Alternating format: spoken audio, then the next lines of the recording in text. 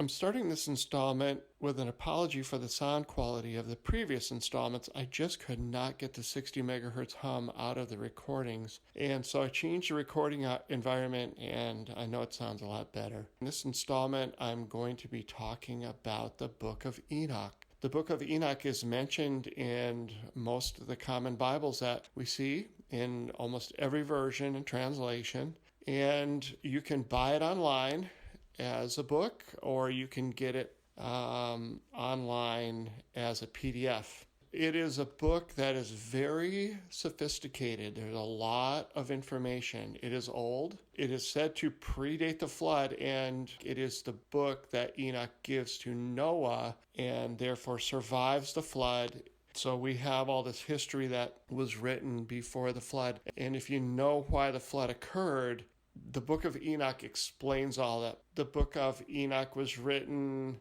as a record of a lot of different things. There's astronomy in there. There's explanations for why there's satanic forces in the world still. There's an explanation of where we go to rest after we die, waiting for the resurrection, and how all that is handled. There's just so much in there. I would encourage you to read it as a part of the Bible. I definitely include it in there that way myself. I also include the idea that you can share this information with people, and it's really hard to do because people are so conventional in their thinking. If you tell them that there's a book that was in the Bible, and if you point to the Bible where Enoch is mentioned, and it's in the New Testament as well, they have a very difficult time accepting that.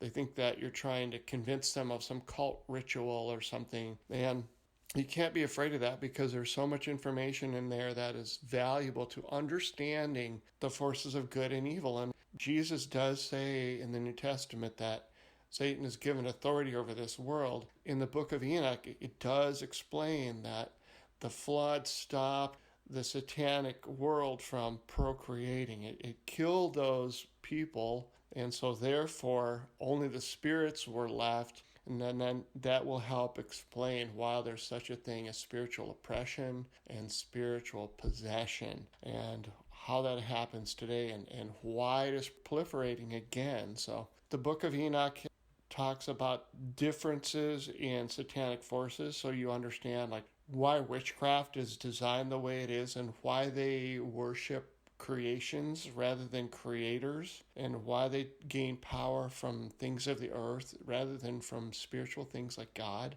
and how they have spiritual attachments to material things.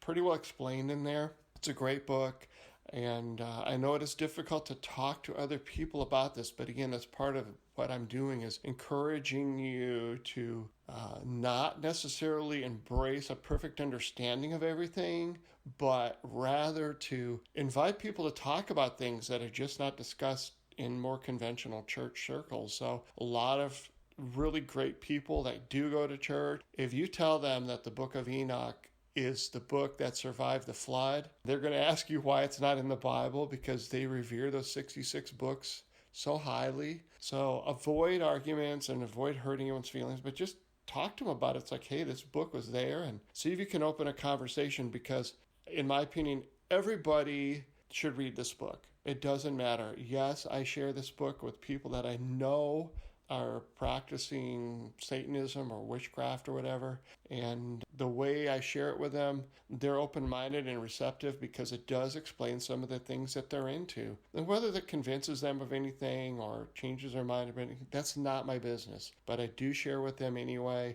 and I know that you'll enjoy reading it. It's just really, really enlightening.